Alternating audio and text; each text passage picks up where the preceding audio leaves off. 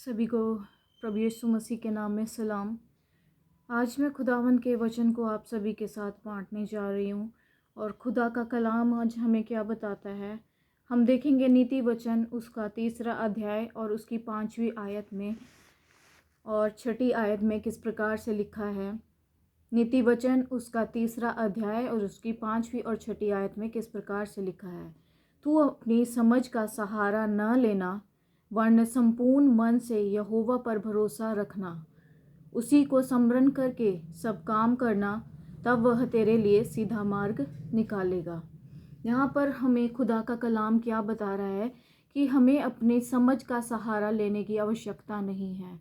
हमें अपनी इंटेलिजेंस का सहारा लेने की आवश्यकता नहीं है।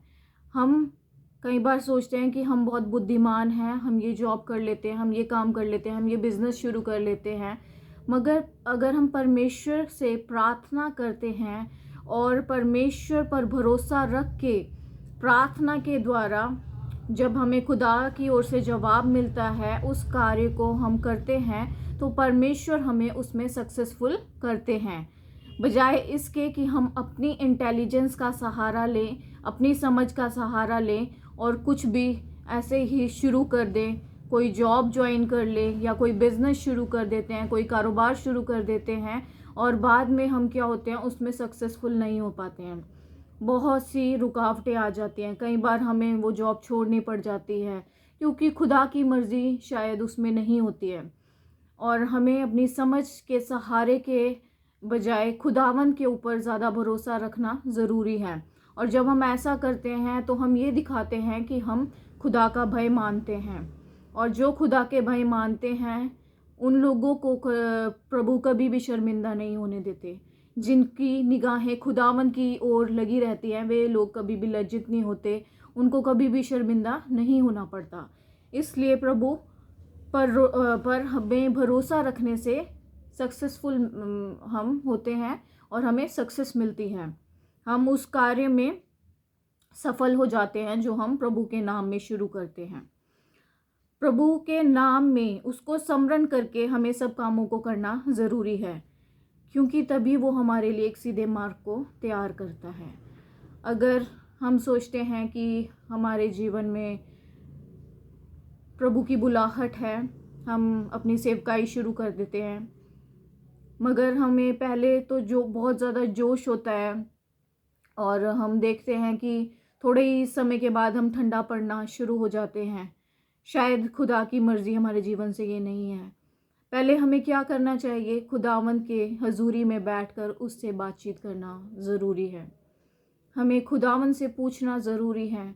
जब हम खुदा से बात करते हैं और उनकी मर्ज़ी को जानते हैं कि प्रभु आपकी मर्ज़ी हमारे जीवन में क्या है, प्रभु आप हमारे लिए सीधे मार्ग को निकालिए, प्रभु आपके क्या प्लान्स हैं हमारी लाइफ के लिए, प्रभु आप हमें बताइए, हमसे बातचीत कीजिए। तो प्रभु अपने दर्शन के द्वारा, सपने के द्वारा, अपने वचन के द्वारा हमें बताते हैं, या अपने किसी दास या दासी के द्वारा हमें ज़रूर हम तक वो बात को पहुंचाते हैं। इसलिए हमें हमेशा उसको स्मरण करके हर एक कार्य को करना है, नहीं तो हम भटक जाते हैं और उस कार्य को करने में हम असफल हो जाते हैं। अगर प्रभु की मर्ज़ी है, अगर प्रभु की बुलाहट है हमारे जीवन में, तो ज़रूर हम उस बुलाहट के अनुसार हमें चलना चाहिए। अगर प्रभु चाहते हैं कि हम कोई बिज़नेस करें, अगर प्रभु की मर्ज़ी ये है, प्रभु से बातचीत कीजिए और उससे उत्तर मांगिए। आपसे ज़रूर खुदावंद बात करेंगे, आपको उत्तर देंगे, क्योंकि वो सभी की दुआओं का जवाब देते हैं। जब हम खुदावंद से प्रार्थना करते हैं तो हमारी दुआओं को प्रभु सुनते हैं और हमें उत्तर देते हैं। इसलिए हमें उसी को स्मरण करके, परमेश्वर को स्मरण करके सब कामों को करना है, तभी वो हमारे लिए सीधा मार्ग निकालेगा। हमें अपनी समझ का सहारा नहीं लेना है, हमें अपनी मर्ज़ी नहीं करनी है। जब हम अपनी मर्ज़ी करने लग जाते हैं तो हम ठोकर खाते हैं, मगर जब हम खुदा की मर्ज़ी से चलते हैं तो कभी भी हम ठोकर नहीं खाते, ना हम किसी के लिए ठोकर का कारण बनते हैं, क्योंकि खुदा हमारे कामों को सफल करता है, वो हमें ऊंचा उठाता है, वो हमें बुलंदियों तक पहुंचाने की ताकत रखता है।